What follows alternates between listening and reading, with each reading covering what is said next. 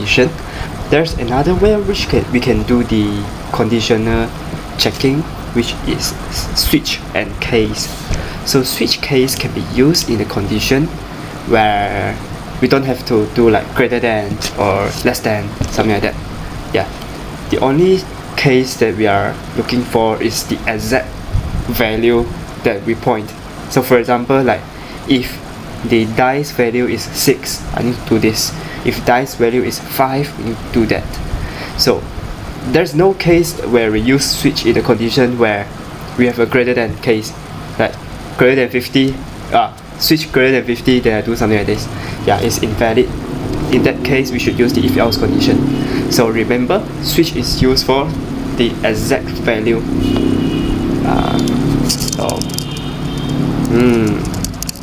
Let's see.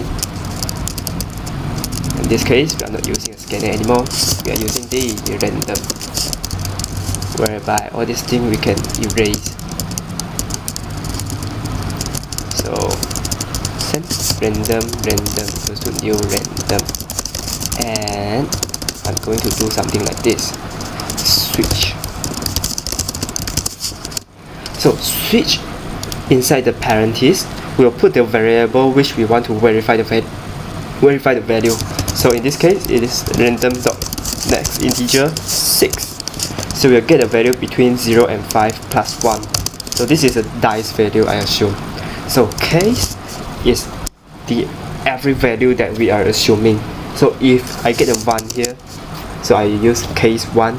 What should I do? I should do like this. System dot out dot print line.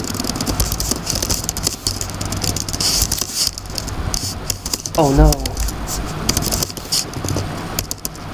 Then yeah, after we do the operations that we want to do for the case 1, remember that for switch, every time we need to break it using the keyword break. So I'll tell you why after I write another case.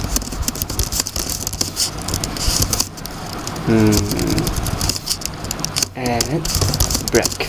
So in this case, if case 1 we forget to actually break it, it will actually run through here and continue with the printing. If you don't believe it, we can try. Yeah, we'll add a default case first. So using a default keyword, so system.out.print line not supported yet. Yeah, and last one you can choose if you want to break, then you break. If you don't want to, it's fine. Yeah, so this is the program. Then we try to compile it. Java C a.java and Java main. Oh, it takes a pretty long time.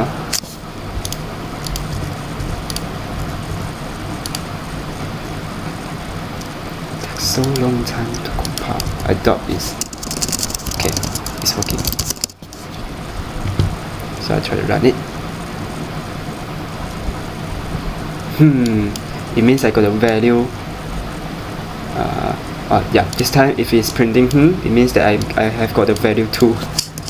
Too lucky for getting it. 2 again. Okay. Yeah, as you can see, if I get a 1 here, I will print oh no. Then after I get the no, oh no, I'll straight away print even though I only roll it once and I get a value 1. So it is important that we have to remember using the break. Or there's another case where we don't have to use a break. That is, we have multiple cases to handle for the same thing. So let's say 2, 3, 4, 5.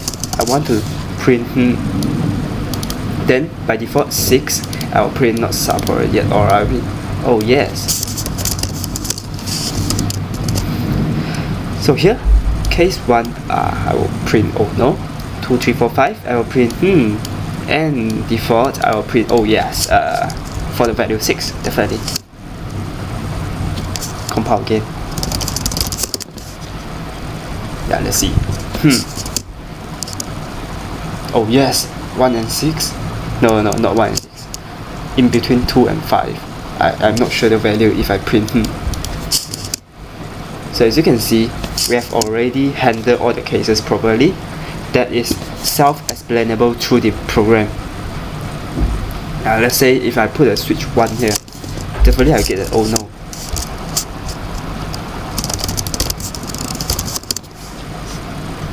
Yeah.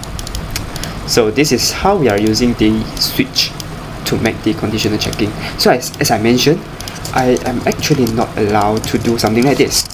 Let's say, because this is 2 until 5, so I cannot do like 2 the random.next in, for example, I put inside a variable dice number equal to random.next in 6 plus 1, and here I put the dice as a variable which I want to do checking.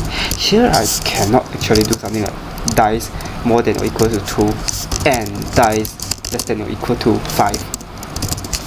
Yeah, this is an illegal conditional checking. If this is the case, I should use a if-else condition. Then I can use a parenthesis to do a more complicated like comparison.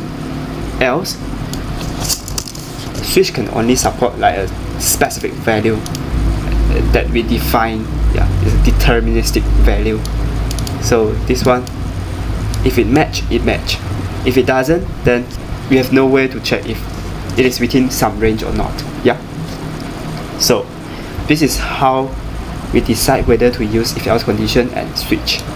Switch is particularly important that it can sometimes make our code nicer to read.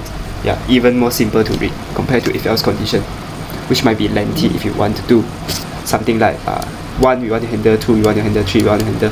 Yeah, it doesn't make sense if we use a if-else. If dice equal to 1, if, else if 2, else if 3, else if 4, else if 5. Yeah, it will be very very lengthy.